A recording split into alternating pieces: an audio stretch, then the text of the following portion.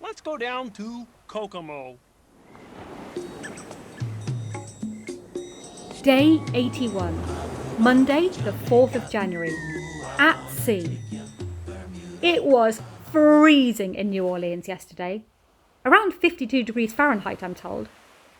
I never actually made it outside, but I could feel the cold air as I stood by the midship elevators, directing guests to their various food options available to them. I was stationed inside, but still wore a jumper and my thick coat over my uniform just to keep warm.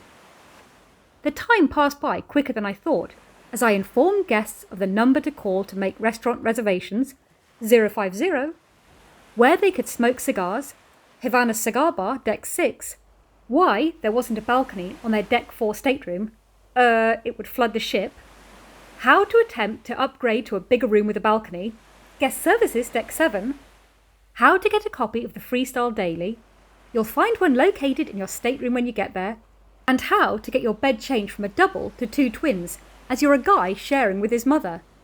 Ask your room steward kindly. At least it seems to be a good way of finding out more about what goes on the ship, as there's so much to learn, and when a guest asks me a question that I don't know the answer to, that's at least 2 out of every 3 questions. I enjoy seeking out the answers, not just for them, but for my own benefit. I'm hoping that by the time I sign off in the end of June, I'll nearly be a pro. Mandatory passenger drill is never going to be the highlight of anyone's week, but yesterday's hour-long performance was positively Baltic, as I shivered and shook trying to keep the guests entertained and informed on the outside promenade deck, before reeling off the usual spiel about, in the unlikely event of an emergency. The casino was well populated early, most likely because of the free rum punch, and the fact that people wanted to be inside, rather than shivering up on the pool deck at the sail-away party. We scurried round opening tables as fast as we could, as the guests questioned us on everything from the gaming rules and regulations, to what part of Australia I'm from, to whether they're allowed to bring sealed bags of chips, crisps to those English folk, aboard if they purchase them in Mexico, to could someone take a photo of me balancing something on my head for a family scavenger hunt that they were doing. The mind really boggles at what I'm going to be asked to do next sometimes. Anyway, I hope the guys who got a picture of me with their wallet on my head and my thumbs up won the contest.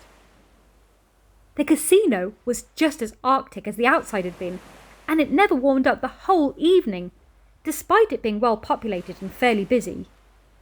Even the hardy boys from India agreed that it was freezing, and in the end I resorted to adding extra layers each break, until I was wearing a vest top, a t-shirt, some extra thick socks, plus my fuchsia pink summer pyjamas.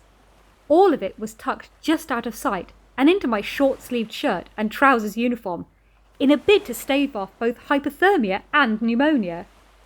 I may have looked like a purple Michelin woman for nothing, as I was still freezing, just now looking like a ridiculous lumpy plum. All I can say is, please put your foot down, Captain Teo, and get us to warmer climes ASAP. Today is a sea day with an early 8:20 a.m. start. Please, please, please let it be warmer in the casino than yesterday. Otherwise, I might end up in the medical centre with 2 self-broken wrists, just to get plaster casts to cover my freezing bare arms. And that's all for Day 81. Thanks for listening. Be sure to tune in to Day 82's antics tomorrow. Same time, same place. Well, not literally, because this ship never stops. Be sure to subscribe so you never miss a day. And if you're enjoying it, like and share it too. Thank you!